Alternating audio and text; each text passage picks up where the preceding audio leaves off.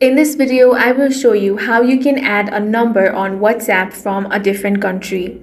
Now, the first thing you want to do is launch open the WhatsApp. Now, if you want to add a number in WhatsApp from a different country, then you want to tap on this plus icon right here. From here, tap on new contact. Now you will have to fill up these details. Start by entering the first name, then enter the last name. Now, when it comes to country, tap on this drop down. Go ahead and select the country. Along with the country code will also be added. For example, if you have selected United States, it's going to be +1.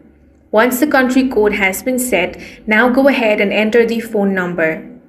Once you have entered it, now tap on the save option. If this contact exists on WhatsApp, it will be added to your WhatsApp. In the same way, you can add a number from any of the countries available over here. That's all for this video. If you found it useful, make sure to hit the like button and subscribe for more videos like this.